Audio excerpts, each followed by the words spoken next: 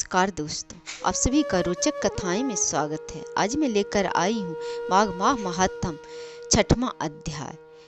पूर्व समय में सतयुग के उत्तम निषेध नामक नगर में हेमकुंडल नामक वाला कुबेर के सदृश धनी वैश्य रहता था, जो कुलीन अच्छे काम करने वाला, देवता अग्नि और ब्राह्मण की पूजा करने वाला, खेती का काम करता था। वह गौ घोड़े भैंस आदि का पालन करता था। दूध दही छाछ गोबर घास गुड़ चीनी आदि अनेक वस्तुएं बेचा करता था, जिसे उसने बहुत सा धन इकट्ठा कर लिया। जब वह बूढ़ा हो गया तो मृत्यु को निकट समझकर उसने धार्मिक कार्य करने आरंभ किए। भगवान विष्णु का मंदिर बनवाया, कुआं तालाब बावड़ी आम पीपल आदि वृक्ष के तथा सुंदर बाग बगीचे लगवाए। सूर्य उदय से सूर्य अस्त तक वह दान करता। गांव के चारों तरफ जल की पियाऊ लगवाए। उसने सारे जन्म भर जितने भी पाप किए थे उनका प्रायश्चित करता था।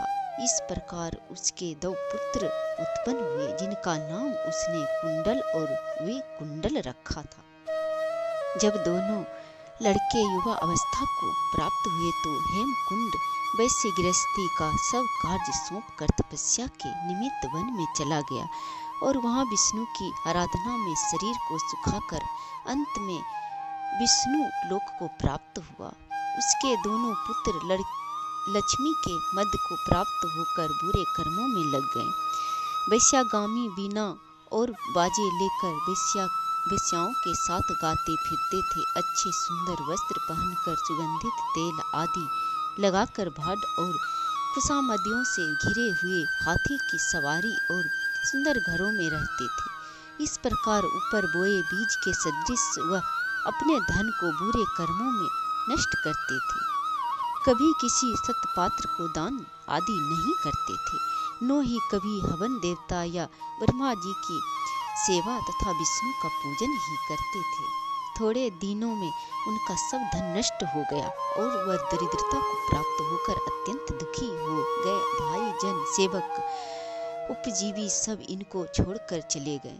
तब इन्होंने चोरी आदि करना आरंभ कर दिया और राजा के भय से नगर को छोड़कर डाकुओं के साथ वन में रहने लगे और वहां अपने तीक्ष्ण बाणों से वन के पक्षी हिरण आदि पशु तथा हिंसक जीवों को मारकर खाने लगे। एक समय इनमें से एक पर्वत पर गाय, जिसको सींग मारकर खा गया, और दूसरा वन को गया जो काले सर्प के डसने से मर गया।